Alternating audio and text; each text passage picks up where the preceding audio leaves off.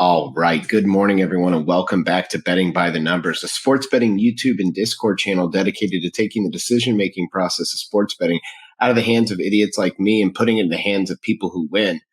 We're back after the 4 and 6 day. We just can't seem to get over that hump.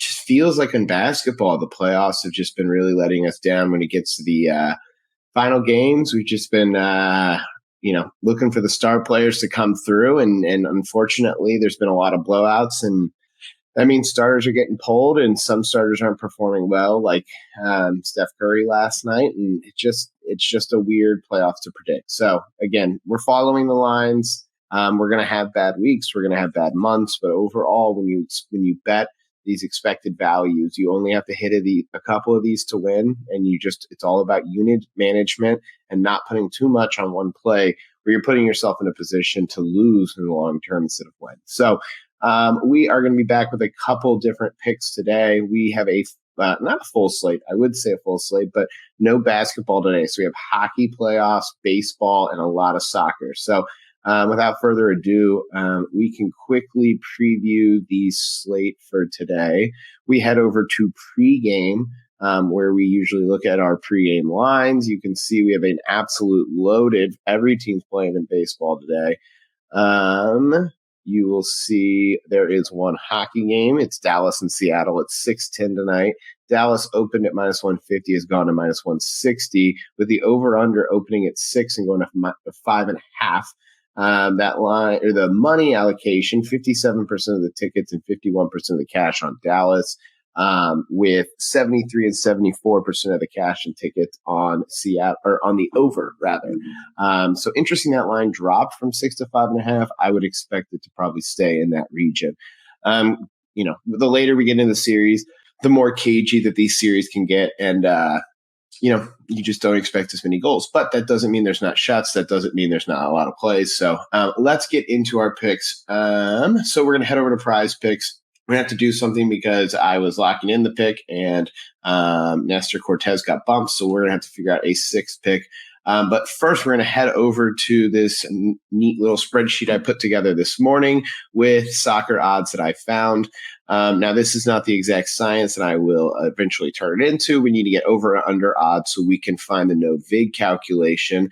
What that is we're removing a little bit or a lot of it depending on where you bet, where the casino is going to win no matter what. So there's a split between, let's say, minus 110 and plus 105. So there's a middle ground where the casino is always going to get paid. So when you take that out, you can get closer to what the actual odds are. So we'll work on developing a spreadsheet for that I can use day in and day out for people to access and see where some of these odds are. But for right now, some of these lines are big enough that I feel comfortable knowing that even when we take the VIG out, it's going to be over that minus 119. So we head to actually the bottom three that I looked at today, and those are going to be Wilfred Zaha, Bruno Fernandes, and Ross Barkley. All of these are the shots lines. You will see the average odds for these lines are coming out at least minus 140, if not higher. For Wilfred Zaha over at Canby, which is the first site that I usually look at, it usually has lines for every EPL, Bundesliga, and Liga 1 and Serie A. All the 5 or 6 top leagues in Europe, it's going to have at least shots over and under lines. So we look at that. You can see minus 150 there, minus 155 at Bet Rivers, and minus 155 at Barstool. That leads to a minus 153.3 average. That's, even if we take the VIG out, that's more than enough. So we will put that at the top. We also have Bruno Fernandes over 2.5 shots for Manchester United, minus 141 it can be. Actually across the board at Bet Rivers, Barstool, all minus 141. And Ross Barkley over 1.5 shots. You can see averages out all the lines minus 148. We would be salivating for lines like that in baseball, basketball, and hockey. So why not take advantage of it, even if it's the sport that you don't tune into? I watch a lot of soccer, so I feel comfortable with these picks kind of on a secondary notice. So we will actually head over to soccer and implement these picks. So we have Wilfred Zaha, we have Bruno Fernandes, not tackles, shots. Okay, and then we just need to add in Ross Barkley. Now, remember, for someone who hasn't bet these lines as much, in soccer, these shots lines, they don't matter if the shot makes it 5 feet and gets blocked by someone. It doesn't matter if the ball goes 45 feet over the net. All that matters is that it comes off their foot and is headed generally towards the goal. I don't know what the exact definition is, but what I'm telling you is yesterday we hit an over 1.5 on shots, and both shots were blocked pretty quickly. So these lines are a little bit different than the shots on goal. It gives you a little bit more variation. So let's get into the rest of the picks for today. The next one, we're going to head over to PGA, actually, and we're going to go birdies or better. Interesting note for today. The weather is getting worse over in Texas for this tournament. However, I still think that even if it's raining, it doesn't affect Mr. Ryan Palmer. You can see this in his last 5 rounds at Craig Ranch. He has not missed this line. He's actually beat it by 2 every single time. I really like his odds here. He is a hometown boy from the Dallas area. Him and Scotty are in the last pair together. Scotty's also from this area. So you got 2 hometown boys playing together. There might be some weather, but you can see Scotty's at 6.5. I think Ryan Palmer's probably going to be at 5.5, looking at that 6 line.